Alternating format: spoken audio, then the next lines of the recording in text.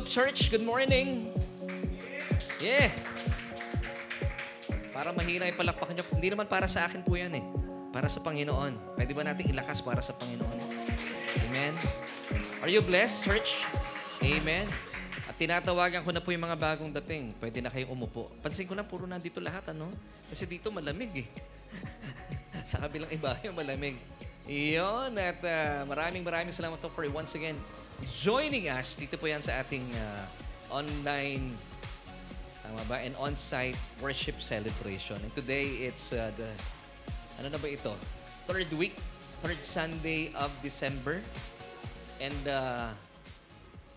next Sunday ay Christmas Eve na ba, Ate Maisa? Grabe, ang bilis ng panahon, ano? Pero mga kapatid, gaya pa na paalala ni Kuya Aves kanina, even though hindi na pa nararamdaman ng mundo ang Kapaskuhan, but sa atin po, damang-daman natin ang Kapaskuhan. Amen? Nararamdaman niyo po ba ang Kapaskuhan? Amen? Pwede po ba ninyong batian ng inyong mga katabi ng Merry Christmas? Yeah, hey. At kami po dito sa church, kasi po right after the service, we will be celebrating yung aming simpleng Christmas party. At ang mga nakikita kong tao dito ay nakaputi. Ako, tama yung kulay ko, ha? At nakapula. Hindi yun nasabihan si Brother Arnel. At saka yung iba nating kasama. Yan. So, mga kaibigan, we are so happy and we are so glad that we're able to join us today. At napakasaya po talaga to spend Sunday in church. You know why? Pag tinignan niyo po yung kalendaryo ninyo, saan nagsisimula ang araw sa mga kalendaryo? Di ba ngayon, sa panahon ngayon, sino ditong naghahanap ng kalendaryo? Marami akong pamimigay na kalendaryo. Gusto niyo po ng kalendaryo? Marami ako 2011 pa nga eh, 2012. Bibigyan ko kayo. Pero pag tinignan niyo yung kalendaryo, saan nagsisimula ang araw? Sunday. Alam niyo kung ba't maraming tao po napapagod sa ngayon? It's because yung araw ng kapahingahan with the Lord, hindi nila ini-spend with the Lord. Kasi para ang nangyayari, pagdating ng Monday, sasabak na naman tayo sa trabaho, hindi tayo nakapakinig ng salita ng Panginoon. Kaya po tayo napapagod. But praise God, we would like to invite you today to join us. Hindi pa po huli ang lahat. Huwag po kayong mag-alala. Hindi po huli ang lahat. Sabihin nyo nga po sa katabi ninyo, hindi pa huli ang lahat. So you may join us today at sama-sama po natin purihin ang Panginoon sa kanyang kabutihan. Kasi po, alam nyo, in Genesis, huli pong nilalang ang tao on the 6th day. Bakit? Kasi sabi ng Diyos, tapos na. And then, after 6 days, on the 7th day, anong ginawa po ng Diyos? Namahinga na po siya. Hindi dahil sa pagod ng Diyos, dahil tapos na po yung kanyang gawain. Now, on the 6th day, yun po yung first, yun po yung actually, yun yung pagkakalikha sa tao. The following day, ano pong ginawa ng tao? Which was the 7th day of God. Diba? Yung first day niya, na mahinga po siya kasama ng Diyos. Kaya po mainam sa ating mga mananampalataya, gawin natin yung first day of the week, which is Sunday, na mamahinga. Kung nagpapahinga ang Diyos, samahan natin. Para pagdating ng Lunes, pag sumabak na naman sa trabaho, energize po tayo. Amen? At lalo mamaya, ma-energize kayo dahil maraming dalang hipon si Tita Lorna. Buhay na hipon ang ating kakainin. Tama ba ako, Tita? Kita mo naman, Tita, nilipat natin ang Christmas party, ha? Dahil sabi mo, wala ka. Oh. Kaya lahat po nakakainin namin, dala mo. Oo. Yan. Palakpakan po natin ang Panginoon. Amen and amen. Bakit yung palakpak niyo parang gutom? Gutom na ba kayo? Naamoy? Yan ang epekto. Kasi mga kaibigan sa mga nanonood po sa atin, dala-dala po nila yung mga ulam at naaamoy ko na rin po dito. Isipin niyo kung kayo nagdurusa dyan, anong nararamdaman ko dito? Diba? So talagang excited na po ba kayo? Kumain muna ng salita ng Panginoon. Amen! Sige po, simulan na po natin at sa mga kaibigan natin online, sabayan niyo po kami. Tayo po muna yung manalangin. Aming Diyos, we thank you so much, Lord, for this day, the first day of the week kung saan ay kasama namin kayo na nagpapahinga. At Panginoon, salamat po dahil by coming to church, Panginoon, this is real rest with you. Salamat, O Diyos, dahil pagsasalu-saluhan po namin ang iyong mayamang salita. And I would ask you, Lord, to make me your mouthpiece. Mailahad ko, Panginoon, at maipahayag ko na malinaw ang iyong salita. Salamat sa iyo, O Diyos. At Panginoon, patuloy po namin maunawaan ang tunay na kahulugan ng Kapaskuhan. At ito po ay amin po ipagdiriwang. Hindi lamang po sa labas ng aming katawan, because ito po ay tuluyang mararanasan sa aming kaluluwa. Nang sa gayon, ito po ay mag-manifest sa aming katawan ng may kagalahan. Lord, this we pray in Jesus' name. Lahat po tayo magsabi ng Amen and Amen. Alam niyo po, sa araw pong ito, ay kung kayo po ay sumusunod dun sa ating mensahe last 2 Sundays, ang pakay po talaga ng Panginoon para sa atin. He wants us to rest in Him. Gusto po niya na mamahinga tayo. Pero pag sinabi nating rest, hindi ibig sabihin nagtatamad-tamaran po tayo. Rest is it's an activity through the Holy Spirit. Meron pong pag-lead sa atin ng banal na Espiritu kung ano po yung mga dapat nating ginagawa. So hindi po tayo mga tipo na mananampalataya na tatamad-tamad. Hindi. Mahirap din po yun. Kasi ang sabi nga po ng Biblia, kapag tatamad-tamad daw ang tao, ay dapat hindi kumain. So since wala naman pong tamad dito sa atin, so lahat mamaya kakain tayo. Amen? Amen. Parang may nasabi ba ako masama? Wala naman. Hi, Kim. Good morning. At ngayon pong araw na ito, pag-uusapan natin, yung ano ba yung kaugnayan ng unang Kapaskuhan sa ating mga buhay sa kasalukuyan. At alamin po natin, ano ba yung mensahe ng Panginoong Diyos sa atin na Kanya pong ipinabatid na noong unang Kapaskuhan hanggang sa ating kapanahunan sa ngayon. So alam niyo po, no, kanina binalikan natin yung unang aklat sa Genesis. Alam niyo po, napakabuti ng Diyos. On the 6th day, nung nilikha po niya ang tao, of course, no, noong mga panahong yun, nilikha niya ang unang tao, si Adan, at mula po kay Adan ay nilikha ng Diyos si Eva. Alam niyo po ba, hiningahan po ng Diyos ang tao na nagmula sa alabok. Hindi po galing ang tao sa alikabok, ha? Kasi meron ako naririnig, galing daw ang tao sa alikabok. Hindi po, alabok. Hiningahan ng Diyos. Ngayon, alam niyo po ba, ang ganda po ng Biblia, yung salitang Yahweh, hindi pala, ang marapat pala nitong pagkakasabi, ayon po sa lumang panuntunan, ito raw po ay binibikas, hindi ginagamit ang dila at hindi ibinubuka ang mga bibig. Alam niyo kung paano pong ginagawa yun? Na kung ito po ay nagpapatunay na tayo po ay binigyan ng hininga ng Diyos at mula po sa kanyang hininga, doon po tayo nagkaroon ng buhay. And we became living soul. Alam niyo po kung paano binibigas talaga ang salitang, ang pangalan ng ating makapangyarihang Diyos na Yahweh? Sa pamagitan po ng ating hininga. Subukan niyo po ito. Pag kayo po ay nag-i-inhale, that's Yah. Yeah. Pag exhale, weh. Diba? So, ibig sabihin, nasa atin pong sistema ang Diyos. So, pag tumigil na pong hininga ninyo, pansinin niyo, wala nang buhay. Pero pag tayo po ay nag-i-inhale, sabay-sabay po tayo, 1, 2, 3. Yeah. Weh. Diba? Naroon ang Diyos sa atin. So, kapag tayo po humihinga, ano po nararanasan natin? Napapahinga tayo. Diba? Anong sinasabi natin? Hininga. Alam niyo po, ano ibig sabihin ng hininga? Pahingi ng hinga. Kapahingahan. At napakaganda pong pagkakataon na tayo po humihinga dito mismo sa tahanan ng Diyos. Yahweh. Amen. Kaya pala, pag nasa tahanan po tayo ng Diyos, nararamdaman po natin at nararanasan natin yung tunay na kapahingahan. At kaya po ngayong araw pong ito, alamin natin, ano ba yung gustong ipabatid po sa atin ng Diyos kung bakit po nangyari yung unang Kapaskuhan. At sa mga nanonood po sa atin online, sundan niyo po kami dahil napakaganda po na ating pag-uusapan. At sisimulan po natin ating pag-aaral sa pamagitan ng isang katanungan. So this is our question for today. Ano ang mensaheng hatid sa atin ng unang Pasko na gusto ng Diyos na ating alamin at hindi lang basta alamin, pagyamanin sa ating isip at puso. So bakit nga ba merong first Christmas? At nang napakaganda rito, yung first Christmas na yon, and that was 2,000 years ago until this time, ay sineselebrate natin. Although, habang lumalaon ng panahon, nagkakaroon pa ng perversion sa celebration.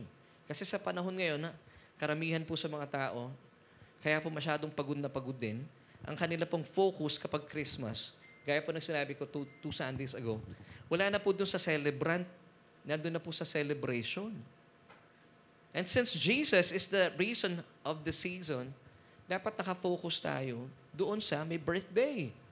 Pero alam niyo po, napakabuti ng Panginoon. Napansin niyo po ba, pag sumasapit ang Pasko, hindi niyo naman birthday, pero tayo po nakakatanggap ng regalo. Di ba biyaya po iyon? Church? Amen? Hindi tayo deserving. Di ba dapat pag may birthday, halimbawa birthday ni Nanay Alice, sino binibigyan natin ng birthday? Yung celebrant, si Nanay Alice. Pero kapag Christmas, Christ came for the mass, for the people. So siya yung celebrator.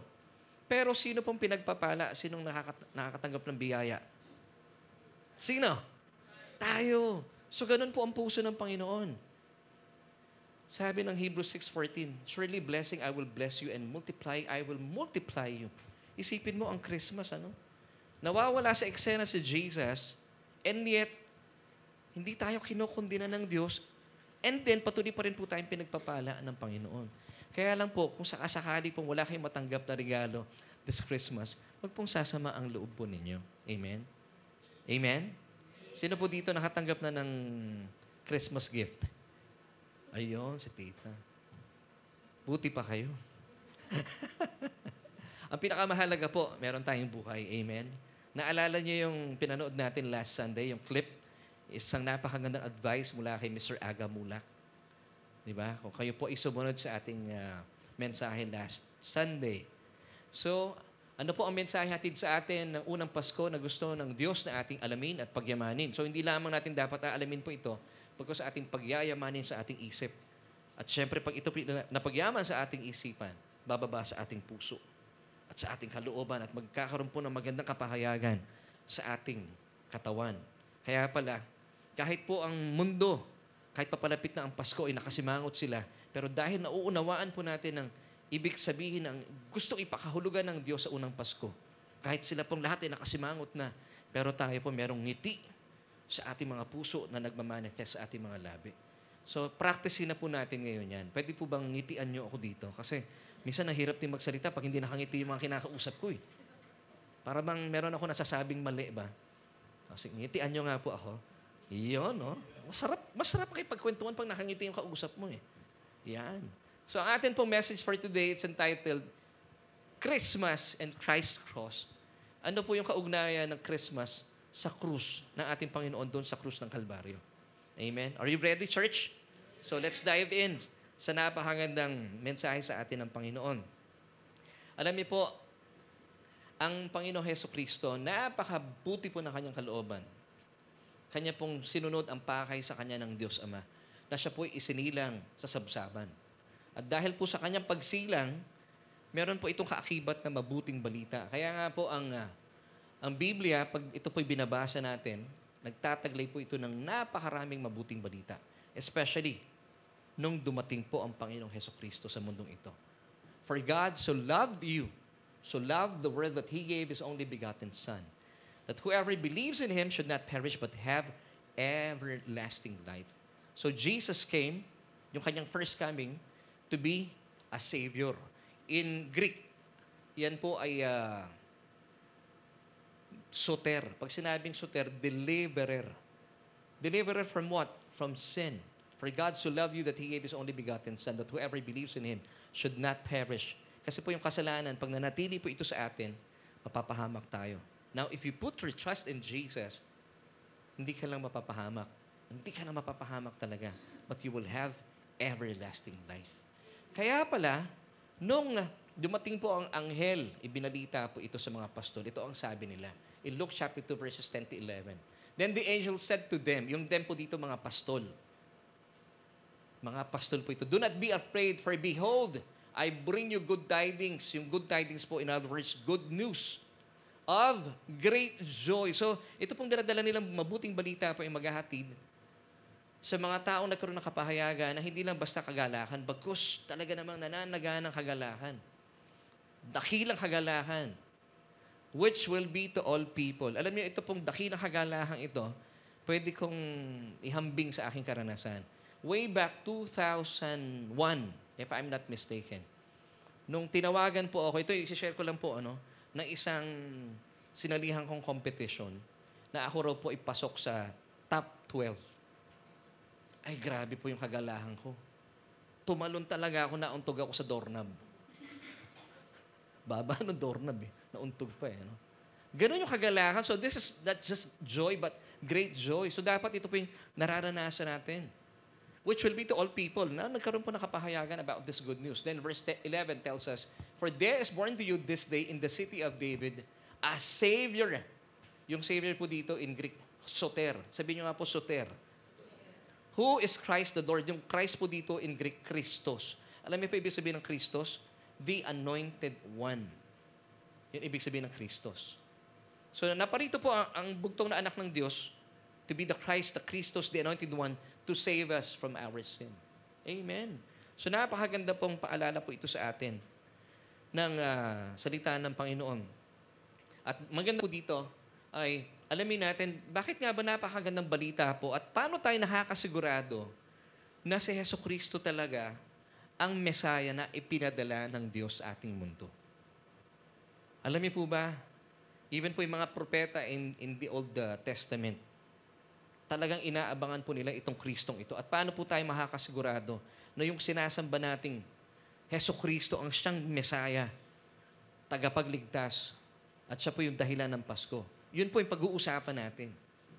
Ngayon, meron pong nakatala sa aklat ni Micah, sa propetang si Micah, itinala po niya ito. In Micah chapter 5 verse 2, na kung saan ito po ang sinundan ng mga pantas para malaman po nila kung saan po isinilang itong tagapagligtas na dumating sa mundo.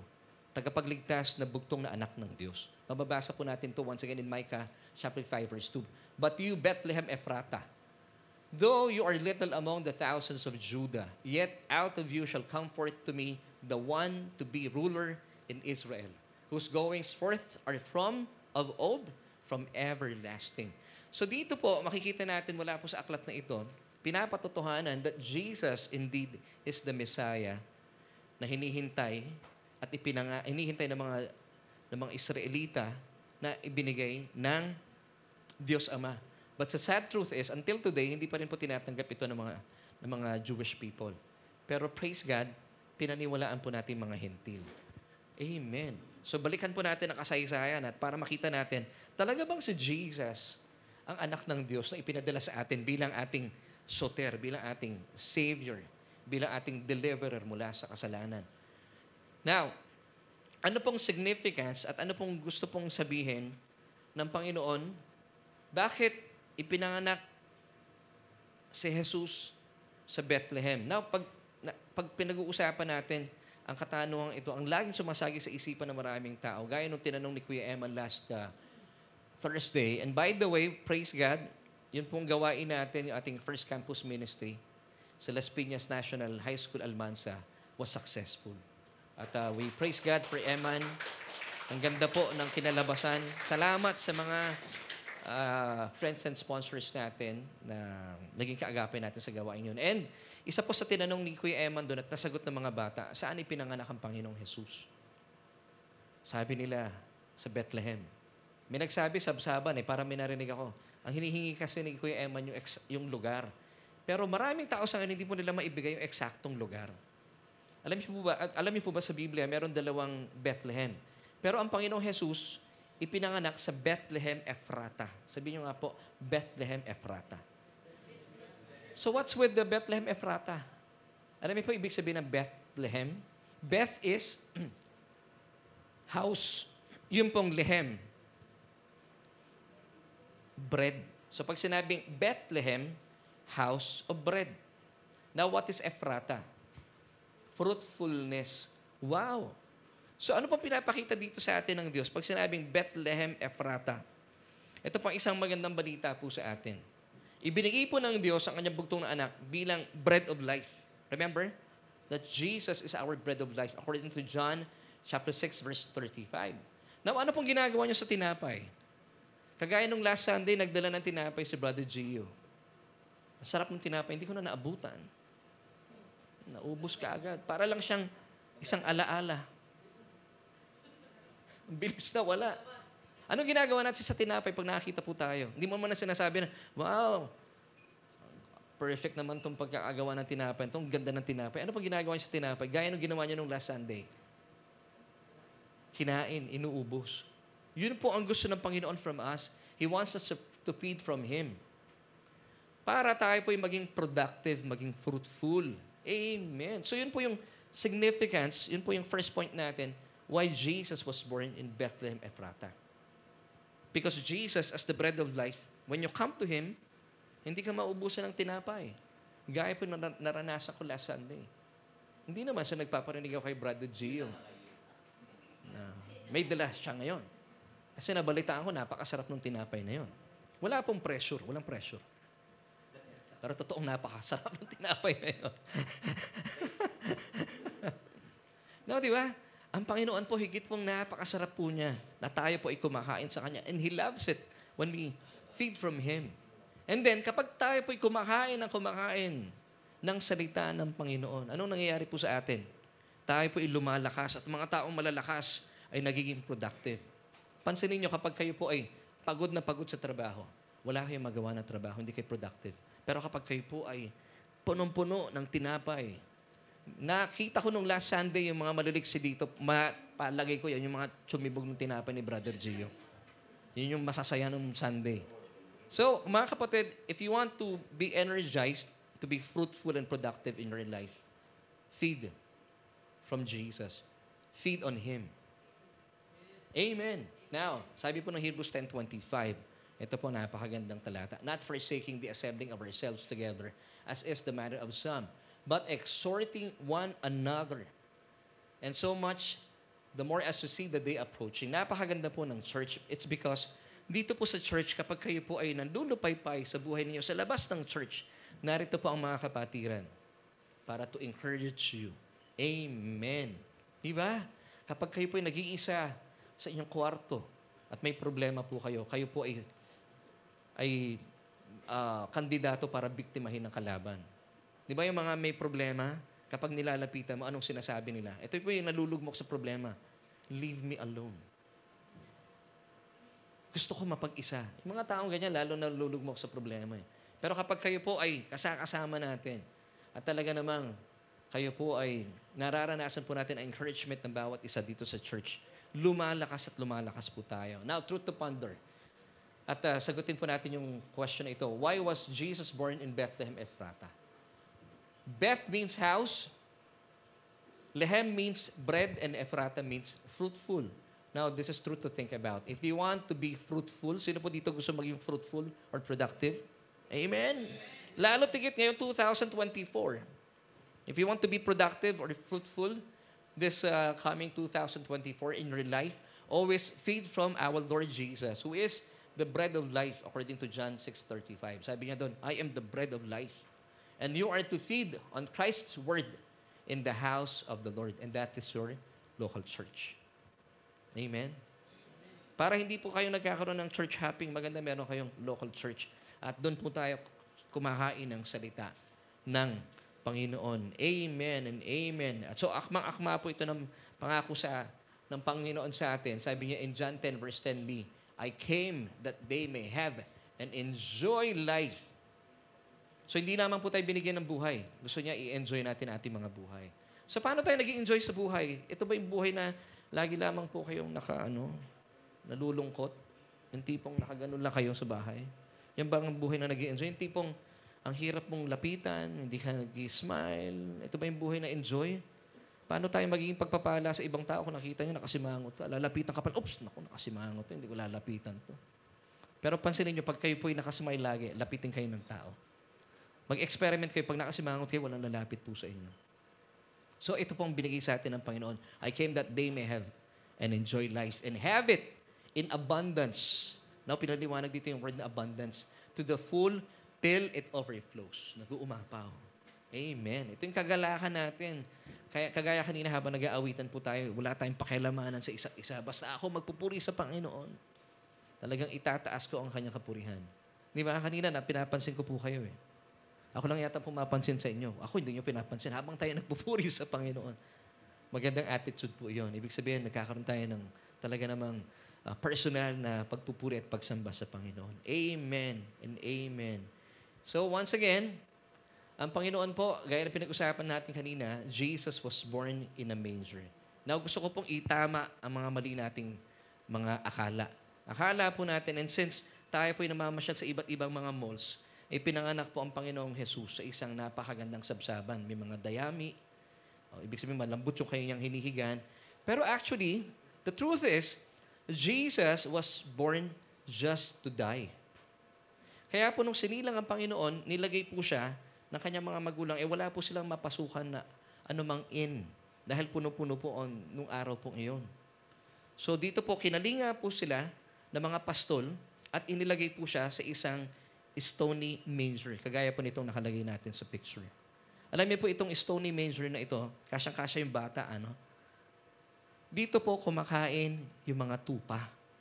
So ang gandang picture po nito, na yung mga tupa para maging healthy, in Bethlehem, Ephrata, mamaya papaliwanag ko, para maging healthy po sila, ba't kailangan maging healthy nito mga tupa sa Bethlehem, Ephrata?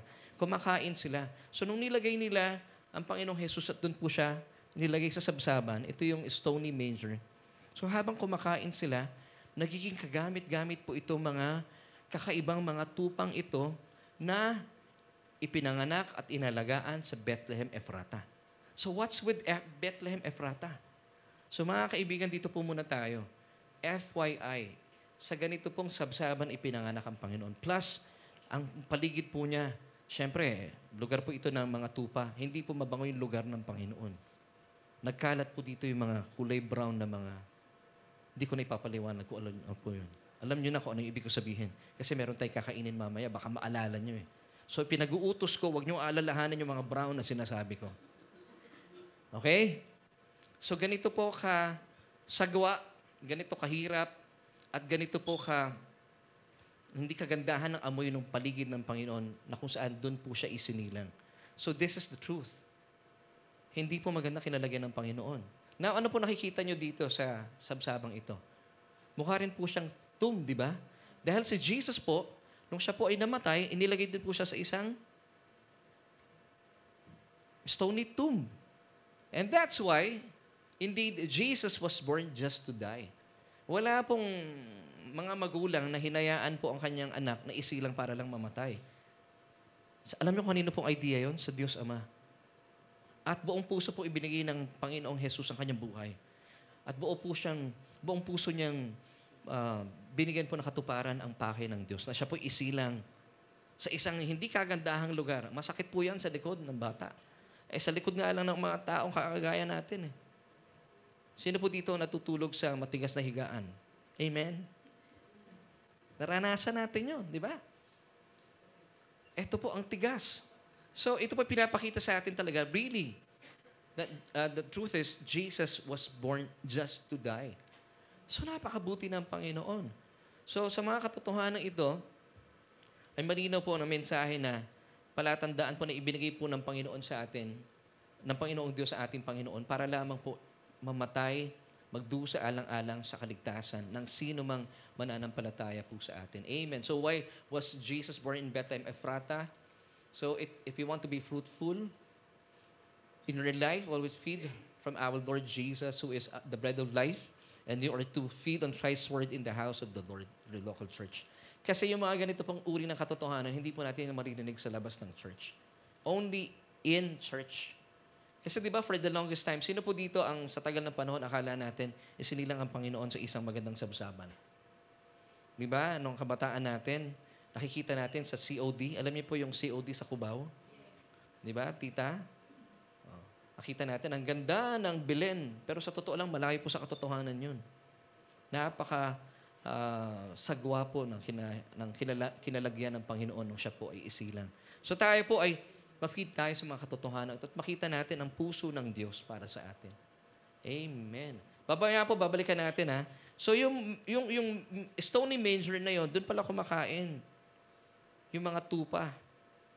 At doon din po sila umiinom, nilalagay yung tubig. Si Jesus din po, He is the bread of life at siya rin po ang tubig ng buhay. Amen. So kapag tayo po kumakain sa Kanya, umiinom sa Kanya, hindi po tayo mauuhaw. Amen. So, Please take note, sa batong sabsaban pa rin po inilagay ng pastol ang mga pagkain ito na meron pong napakagandang significance para maunawaan natin. Kasi po yung mga inaalagaan pong tupang ito sa Bethlehem Ephrata, lagay po natin sa ating isipan na ito pong sabsabang ito ay nasa Bethlehem Ephrata. Exclusive po kasi itong lugar na ito. Exclusive para saan? Sa mga tupa. Na ito pang mga tupang ito ay talaga namang inaalagaan dahil meron po silang paglalagyan. So alamin natin hanggang mamaya. Amen. So this time, ay alamin po natin yung ikalawang significance bakit po ipinanganak ang Panginoong Jesus sa Bethlehem Ephrata. So bakit po kaya particular ang Diyos dito sa lugar na ito? Which is once again, Bethlehem Ephrata. Dahil nga po wala pong insignificant details sa Biblia, hindi po naglalagay ng kwento ang Diyos sa Biblia para madagdagan lang yung pages. Hindi po. Meron tayong kapahayagan na matututuhan. At gusto po niya na malaman po natin ang katotohanan ito. Why Jesus was born in Bethlehem Ephrata. So ito po yung ikalawang dahilan. In Micah chapter 4 verse 8, sabi po ng talata, "And you, O tower of the flock." This is Bethlehem Ephrata. Tingnan po natin. In Hebrew, yung word na tower, it's Migdal. Watchtower, so mas mataas na lugar po ito. Of the flock. Heder in Hebrew. Yung pong mga tupa dito na isinisilang at patuloy na inaalagaan, inilagay po sa mas mataas na lugar para ilayo sa mga lobo. Para sila po ay maproteksyonan. Bakit naman napaka-espesyal po ng mga tupa na ito? At nilalagay po doon sa tinatawag na Migdal, Eder, o Watchtower, the tower of the flock. Bakit kaya dito nilalagay? Para sila po, pag isinilang ang mga tupang ito, aalagaan po talaga. Bakit? Di ba yung mga bagay na may importansya sa atin, iniingat-ingatan natin yan. Di po ba? Kasi meron niyang gamit. Di po ba, Nay? Halimbawa, kung kayo po ay lalo tigit ay yung mga pinakakaingat-ingatan natin, nilalagay natin yan sa isang lugar na kung saan ay hindi po madalas na puntahan ng mga bata. Kasi, bakit? Meron po yung paggagamitan in the future. Ganon din po ito mga tupang ating pinag-uusapan mula dito sa Migdal, Edir. Now, bakit po kaya? In those days, ang mga tupa po at ang mga pastol ay nandito sa Bethlehem Ephrata dahil sila po itinalaga na alagaan ang mga tupang ipapanganak doon. Kasi ito po mga tupang ito ay sadyang inilaan para dalhin sa templo sa takdang panahon para sila po ay ialay. Magiging sacrifice po sila. So hindi po sila mga ordinaryong mga tupa. Meron po ibang mga tupa na wala sa Bethlehem Ephrata. Ito po mga ordinaryong tupang ito, hindi po ito pwedeng ialay sa templo. Kasi yung mga tupang ito nagala, kasi ang mga tupa, alam niyo na, pag bagong panganak, malilikot.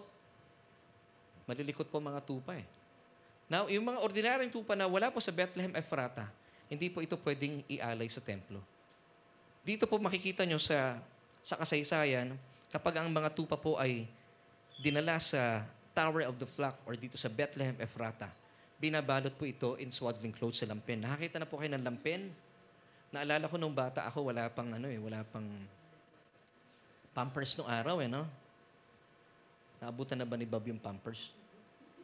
Parehas tayo, di ba? Yung lampen. Lampen yun Alam ko, si Kuya Arnel, naintindihan tayo. Ewan ko, si Kuya Albert, Pampers na yata si Kuya Albert Oo. Hagis. Hagis.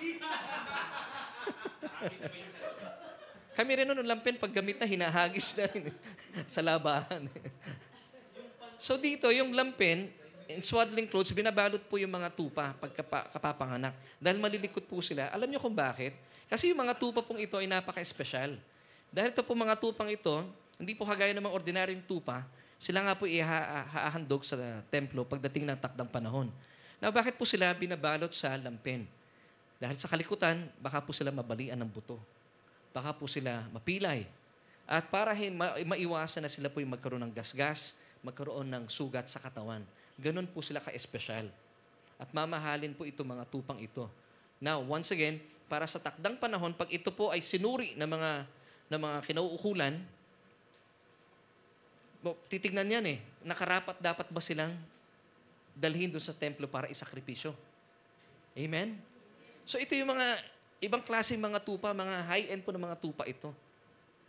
Now, naalala nyo po, babalikan natin ang Panginoon. Nung siya po ay kinatagpo ng mga pantas, hindi po tatlong hari, marami po ito. Kasi nakagis na natin, may 3 haring nagsidalaw. Di ba? Akala natin 3 hari lang, pero maraming pantas po yun. Hinanap nila ang Panginoon. Pero ito po ay dumalo po hindi lang 3 nga marami. Yung mga pantas na ito, alam niyo kung gaano panahon na ang lumipas? After 2 years. So medyo malaki na si Jesus. Pero sabi po sa aklat, sabi sa banal na aklat, siya po ay nakabalot sa lampin. Bakit? Dahil ito pong batang ito ay hindi ordinaryong bata ang ating Panginoon Hesukristo. Siya po ay darating ang panahon sa takdang panahon, hindi po siya ihahandog lang sa templo. Siya po ay ihahandog ng Diyos doon sa krus ng Kalbaryo. Yun ang ibig sabihin. Now, balikan ko lang po muna, maisingit ko lang po ito. This is pretty important. Kung titignan niyo po yung kasaysayan sa panahon ni Abraham, sabi ng mga Pariseo, nagalit sila kay Jesus. Sabi nila kay Jesus, wala ka pang 50 taon. Nakita mo na si Abraham. Naalala niyo po yung kwentong yun kung nagbabasa kayo ng kasaysayan. So muli po sabi ng mga Pariseo, wala ka pang 50 years old, nakita mo na si Abraham? Now, sabi ni Jesus, hindi niya sinabing nakita na niya si Abraham. Nakita na siya ni Abraham. Kasi si Jesus po, sa panahon ni Abraham, he was the lamb na provide po ng Diyos in replacement of Isaac. Naalala niyo po si Isaac dinala ng kanyang tatay, si Abraham? And then Isaac was asking Abraham, nasaan yung iaalay natin?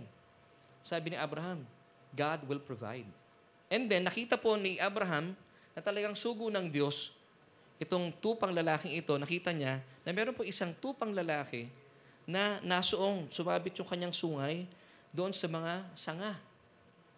Now, ano po magandang revelation dito? Basahin po muna natin. Genesis 22:13. Paglingon niya, yung niyay dito si Abraham, may nakita siyang isang lalaking tupa. Kasi habang, nung papatay na po niya ang kanyang anak para ialay sa Panginoon, sabi ng Panginoon, huwag mong gagawin yan.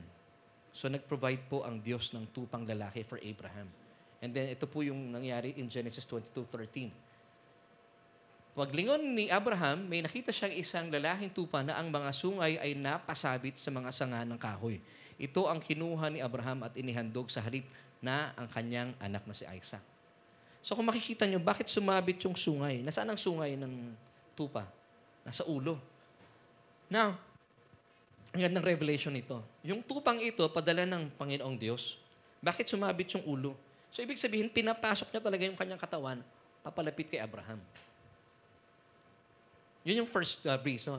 So, ibig sabihin, the Lord already provided a lamb for Abraham. Pamalit kay Isaac. That's the first reason. Ikalawa, buti na lang yung ulo yung sungay ang sumabit.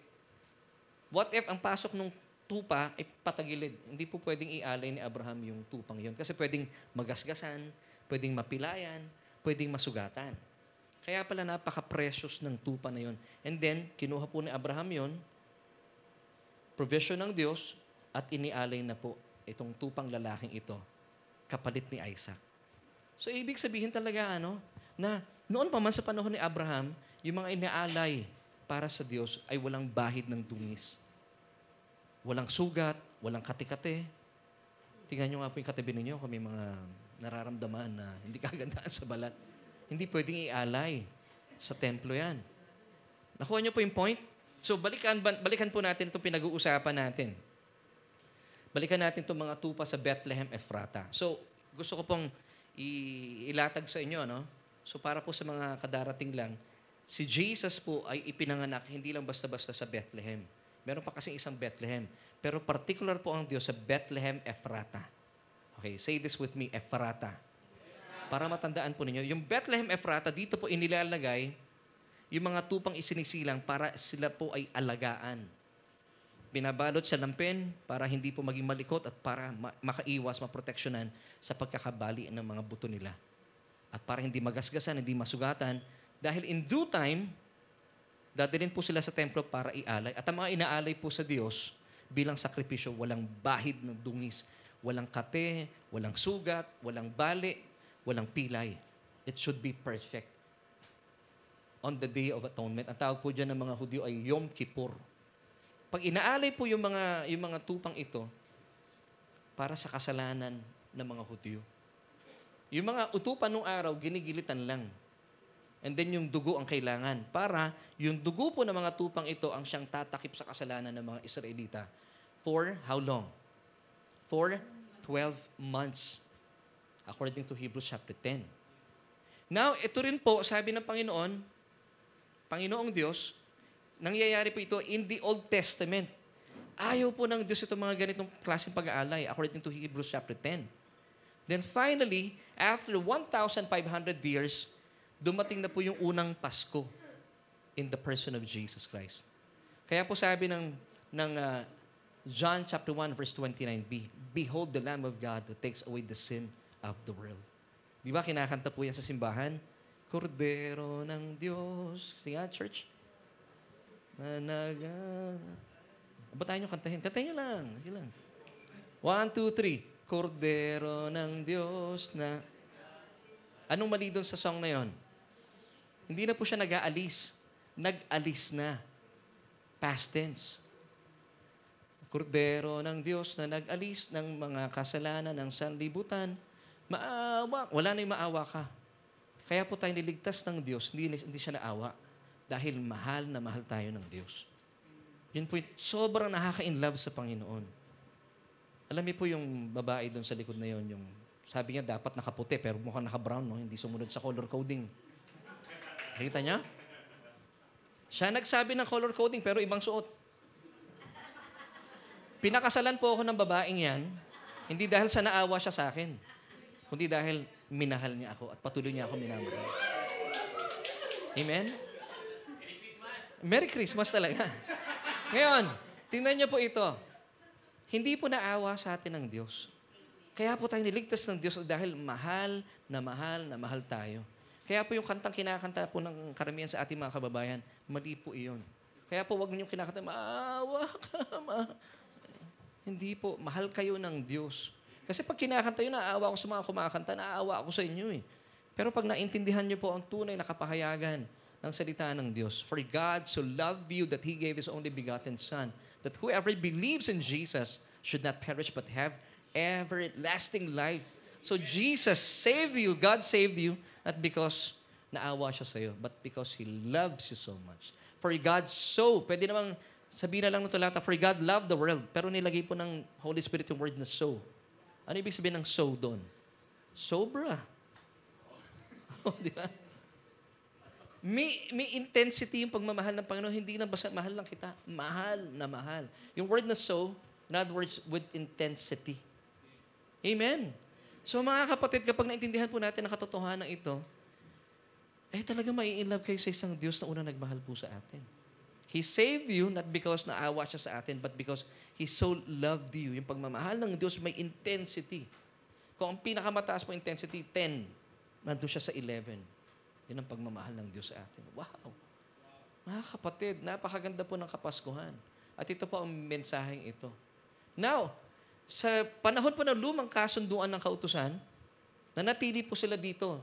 At na talaga naman nag-aalaga sila ng mga tupa sa Bethlehem Ephrata para alagaan, para ihanda sa takdang panahon, iaalay sa templo. Para matakpan lang ang kasalanan ng Israelita for just 12 months. Yung dugo po ng mga hayop na ito, particular po pinag-usapan natin, yung tupang lalaki. Kapag ito po ay, anong tawag doon? Yung ginigilitan. Yung mga tupa noong araw, ginigilitan lang eh. Yung dugo ang kailangan para pantakip ng kasalanan. At yung efficacy ng dugo ng mga tupa at na ipapanghayop na inaalagaan nung araw, tumatagal lamang po ng 12 months. Now, sa panahon po natin, after 1,500 years, sabi ng Diyos, it's enough. Ibinigay na po ng Diyos ang kanyang bugtong na anak. And dito na po nangyari ang first Christmas. Wow. Kaya pala sabi ng Panginoon sa kanyang banal na aklat, dapat magkaroon tayo ng dakilang kagalakan. For in the city of David, a Savior is born in the person of Jesus Christ. So, 1,500 years. So ano kaibahan po nito? Sabi ni John the Baptist, "Behold the Lamb of God who takes away the sin of the world." Yung dugo po ng Panginoon, hindi lang po ito nagtatakip ng kasalanan. Bagkus ito po ay nagtanggal na ng kasalanan. Kaya nga po pinakanta ko sa inyo yung kordero ng Diyos na nag-alis ng kasalanan ng sanlibutan. Salamat po sa pagmamahal. Salamat, salamat. O ba pwedeng palitan yung letra, no? Kaya baka magalit yung composer. Ngayon, ang maganda po dito, kung makikita natin, mapapagyaman po tayo, no? Sabi ng Luke chapter 2, verse 12, "And this will be the sign to you. You will find a babe wrapped in swaddling clothes, lying in a manger." So bakit po ang Panginoong Hesukristo ang tunay na tagapagligtas na inilaan sa atin ng Diyos? Because sabi po ng Luke chapter 2, verse 12, isang palatandaan, pag hinanap nyo itong tagapagligtas na binigay ng Diyos sa sanlibutan, siya rin po ay nakabalot sa lampin. So yung mga tupa nung araw na ipinapanganak sa Bethlehem Ephrata, at si Jesus din ay pinanganak sa Bethlehem Ephrata, siya po ang katuparan. Siya po yung final lamb. Amen. Wow. So ibig sabihin, kung tutuusin, hindi mo na kailangan talaga ng mga tupa para sa pantakip sa kasalanan. Dahil inilaan na po ng Diyos sa atin ang kanyang bugtong na anak. At siya rin po doon para mapatunayan, talaga bang ito ang Kristo na inilaan sa atin ng Diyos? Yes. Dahil sabi po ng talata once again, Luke 2:12, "And this will be the sign to you. You will find a babe wrapped in swaddling clothes, lying in a manger." At yung manger po, pinakita ko sa inyo kanina, batuhan. Grabe, ano ang Panginoon po natin? Now, sabi po dito ng John chapter 1, verse 29b, "Tingnan ninyo," sabi ni Juan Bautista, "siya ang kordero ng Diyos na nag-alis." Nung panahon ito, nag-aalis ng kasalanan ng sanlibutan. But in those sacrifices, sabi ng Hebrews 10:3-4, para makita po natin yung comparison, si Jesus, nung naparito po siya, sa dugo po niya, inalis na po ang kasalanan ng sino mang nanampalataya sa Kanya. Pero sa panahon po ng lumang kasunduan ng mga hayop na inaalay po dito, according to Hebrews 10:3-4, "But in those sacrifices, there is a reminder of sins every day." Bakit? Kasi nga po yung efficacy ng dugo ng mga hayop, it only lasts for 12 months.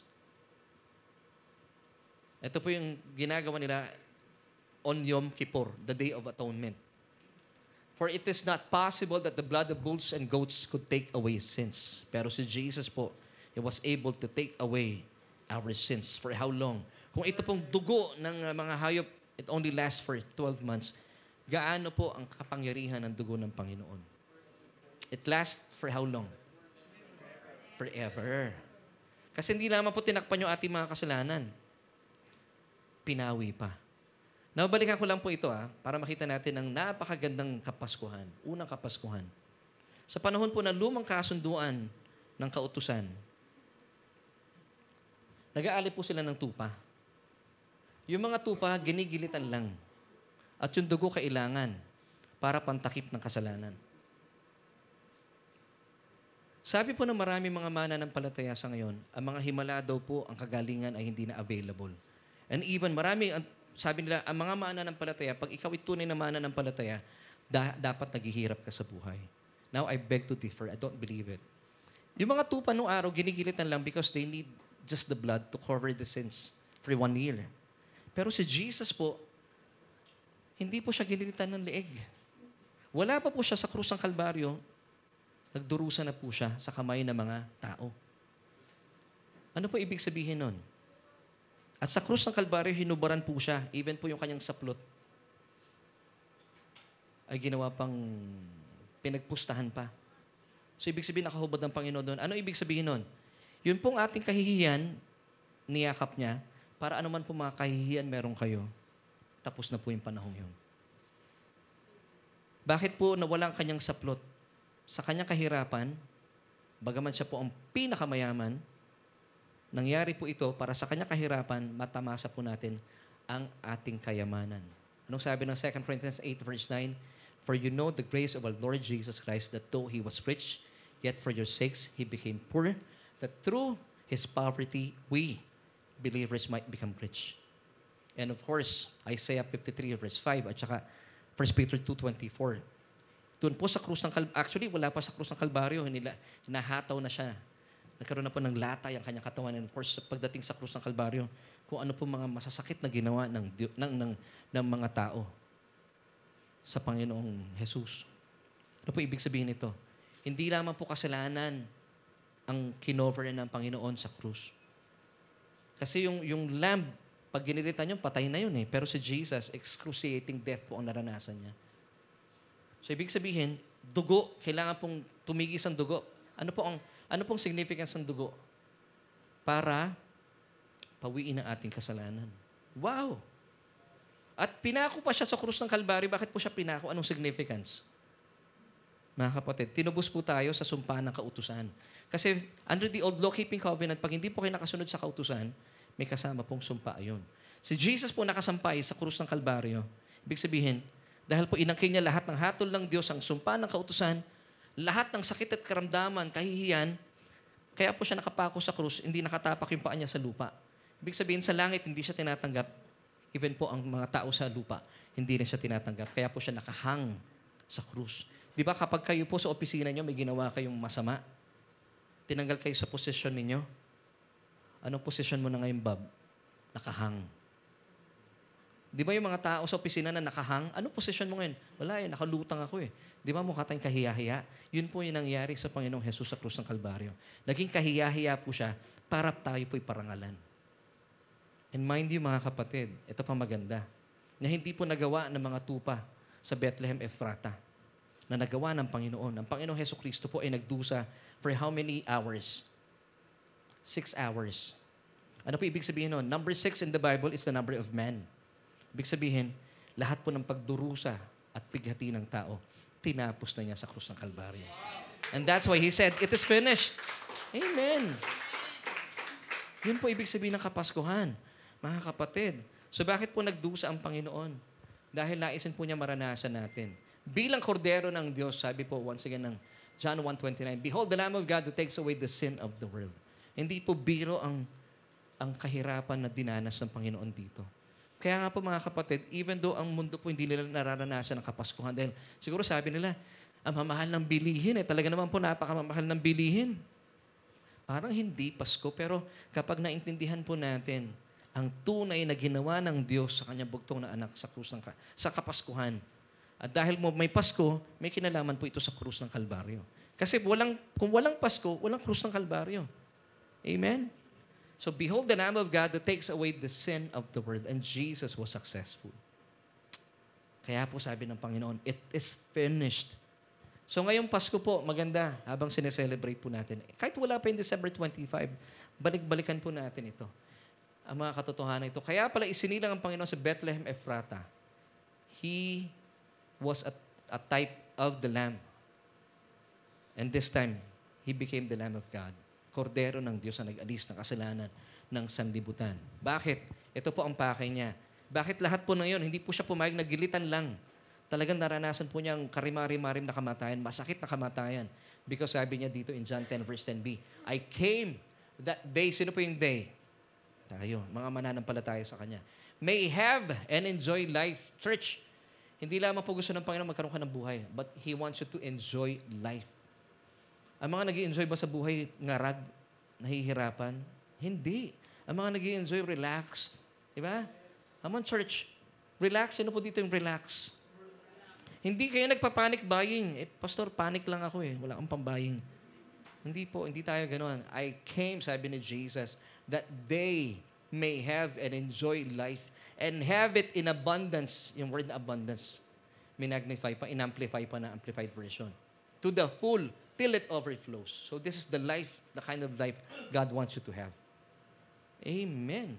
So kung kayo po ay pagod na pagod sa buhay, maybe you have to go back yun sa first Christmas. Balik-balikan po natin ang mayamang sinasabi ng Panginoon dito at ang mga kaganapan. 2 Peter chapter 1 verse 3. One last verse. As God's divine power has given to us all things. Bakit all things? That pertain to life. So ibig sabihin, through the finished work of Christ on the cross, He has given us everything that we need in life. Ano yung kailangan mo sa buhay? Hindi ka kailangan mapagod, hindi ka kailangan mangarag. He already gave us everything in life and to godliness. Lahat ng mga bagay para tayo po'y maging makadiyos. Ibinigay niya sa atin ang kanyang salita. How did this happen? Through the knowledge of Him. So the more po natin naiintindihan ng Diyos, na-appreciate natin, okay, ibinigay na pala ng Diyos lahat ng aking pangangailangan para sa aking buhay at pamumuhay at sa aking buhay bilang makadiyos, who called us by glory and virtue. Amen. So mga kapatid, gusto ko pong iwan po sa inyo ang message na ito.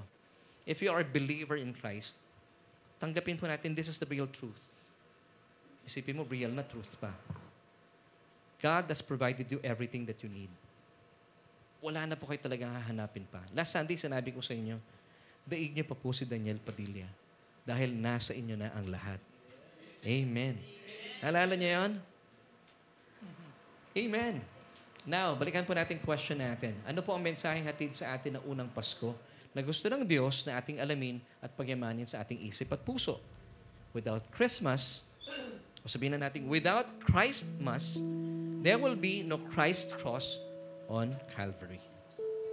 Buti na lang may Pasko kasi kung wala pong Kapaskuhan, wala pong Kristong ipapako doon sa krus ng Kalbaryo para sa katubusan ng ating mga kasalanan. So this is Christmas or Christmas and Christ's cross. May kaugnayan po ito. At ang lahat po ng ito, ang beneficiary tayo.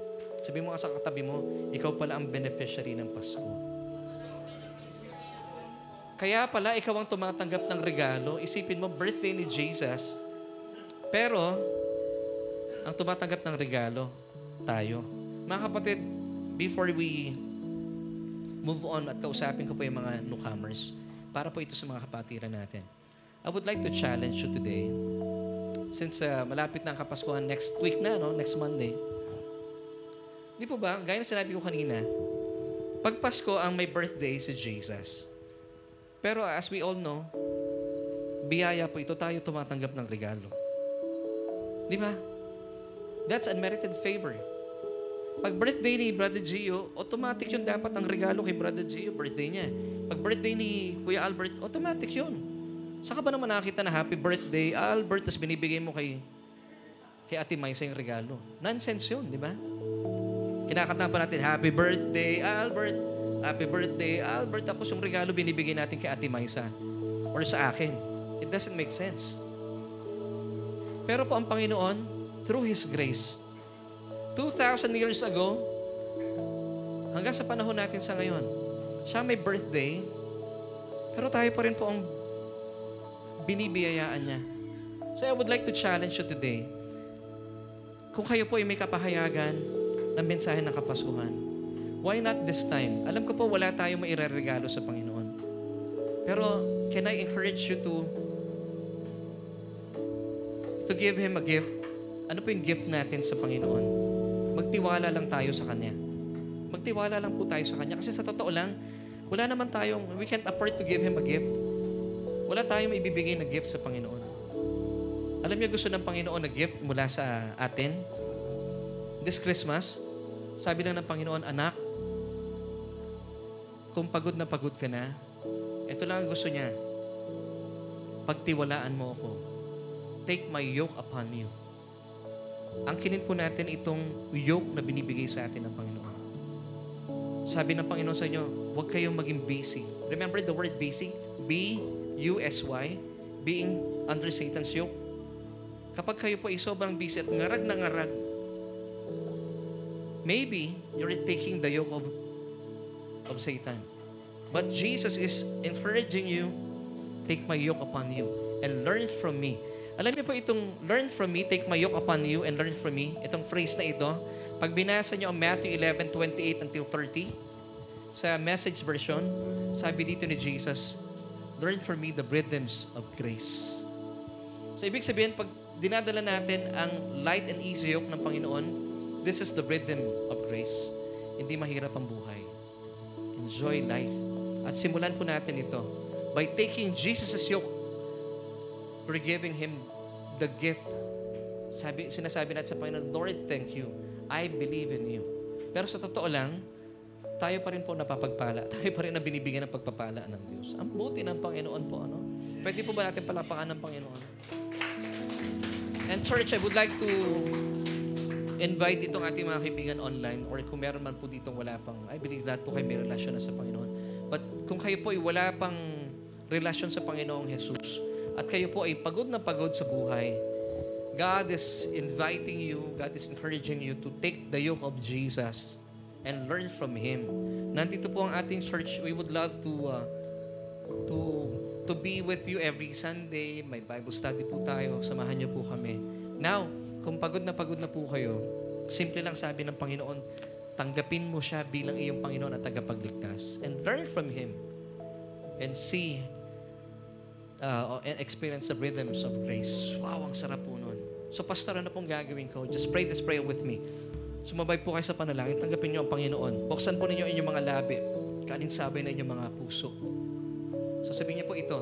Kung gusto niyo tanggapin ang Panginoon, Panginoon, kinikilala ko po ang aking sarili bilang walang kakayahan dahil wala akong kapangyarihan. Kaya naman sa oras pong ito, tinatanggap kita, Jesus, bilang aking Panginoon at sariling tagapagligtas. Dahil naniniwala po ako sa iyong kamatayan, pinawi mo na ang lahat ng aking kasalanan. At naniniwala po ako na makalipas ang 3 araw, kayo po ay nabuhay na maguli. Ama, maraming salamat po sa iyong kaloob na buhay na walang hanggan. At maraming salamat din po ng aking pangalan ay nakasulat na sa aklat ng buhay. Amen at amen. Kung isa po kayo sa sumabay sa panalangin yan, manampalataya po kayo. You are saved now and forevermore. Amen. Church, tayo po tayo. Habang inaawit po natin ang awiting ito, patuloy po tayo magpasalamat sa Panginoon. Papurihan natin ang Panginoon. My soul magnifies the Lord. One church. My heart joys in God, my Savior. For He lifts the lowly. For He lifts the lowly. And He's done great things for me. He's done great things for me. I will sing, praise it nevermore. He is mighty, mighty. One more time. My soul Magnifies the Lord. Oh, thank you, Jesus. My heart Joys in God, my Savior. My Savior. for He lives. Oh, thank you, Jesus. The lowly. He has done. And He's done great things for me. I will sing, praise Him evermore. He is mighty. He is mighty, and holy is His name. Church, gusto ko pong samantalin ng pagkakataong ito.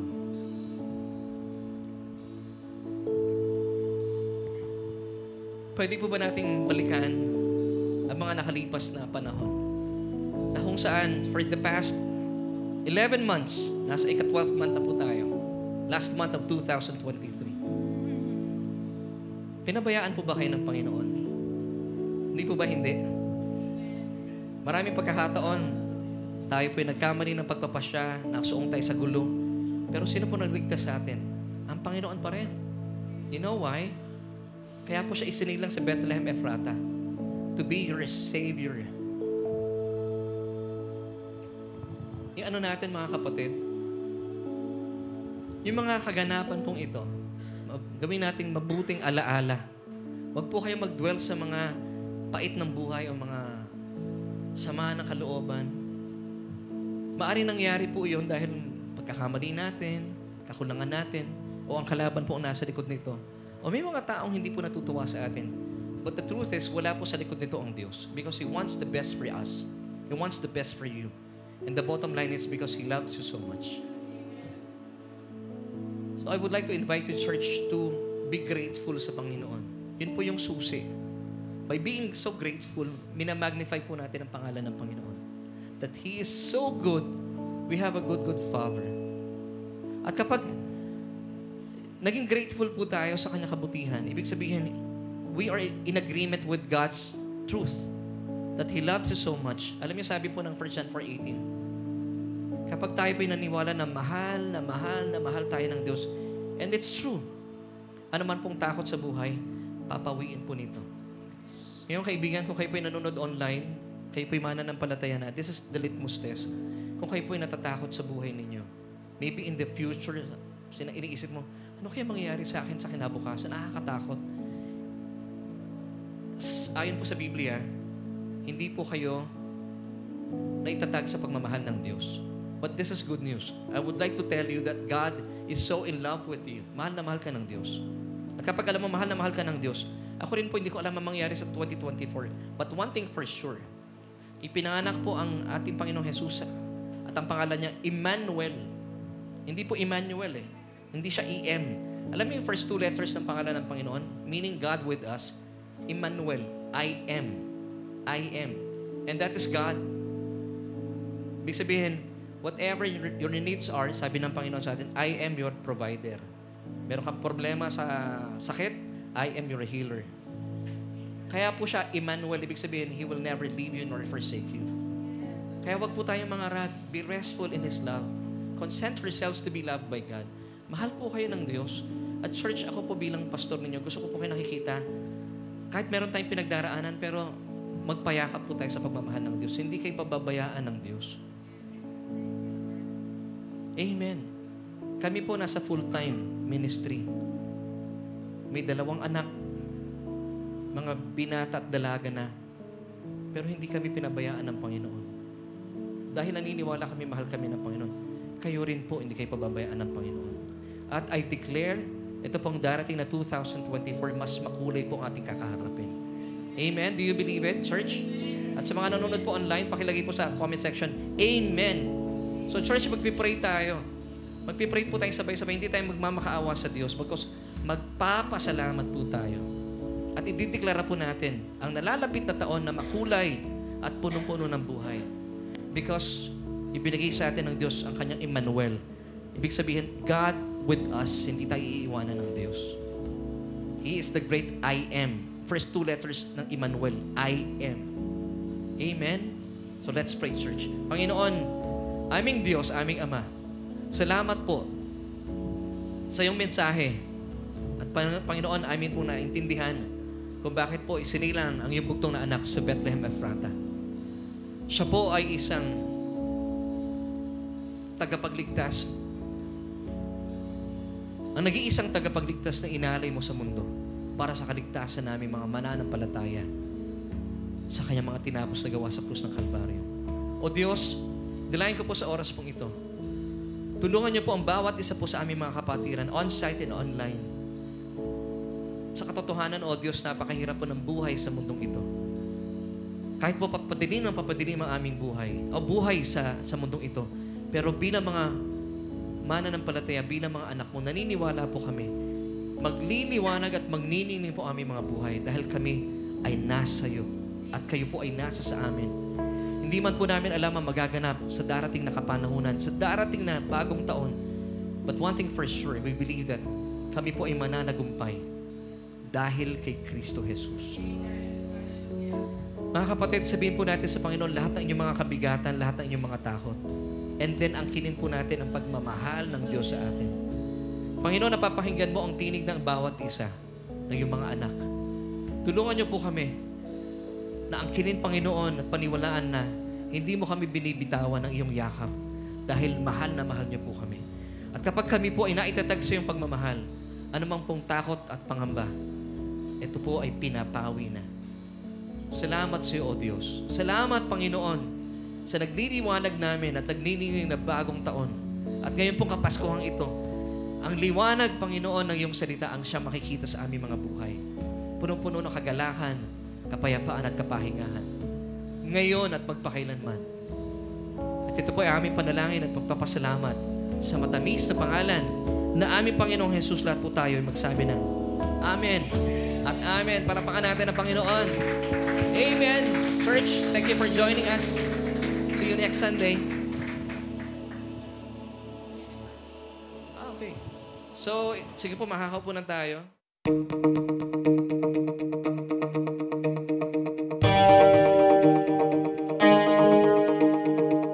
Amen! We thank you, Lord, for a fresh revelation. I learned a lot today. How about you? Let us know in the chat kung ano ang favorite part mo sa ating preaching today. Let us continue to honor and worship our Lord Jesus through our giving of tithes and love offering. But let me remind you that your tithes belong to your home church. But if you are new and you consider Solution Grace Church as your home church now, here are the ways on how to give your tithes and love offering. Our details are shown on your screen right now. You can use our account number and simply scan the QR code for our bank details, especially if you are outside the Philippines. Thank you for being a faithful tither and a generous giver. As we prepare to give to the Lord, let us lift our phones and I will pray for you. Heavenly Father, we thank you that we can give to you. In this form of giving our tithes and offering, we honor and worship you. We believe that it is not about us, but you alone. And I declare blessing and favors on us today and in the coming days and weeks. In Jesus' mighty name, amen. Thank you for joining us today on our Sunday online worship celebration. My name is Lace, and we hope to see you next week. Keep this in mind. You are greatly blessed, highly favored, and deeply loved by God.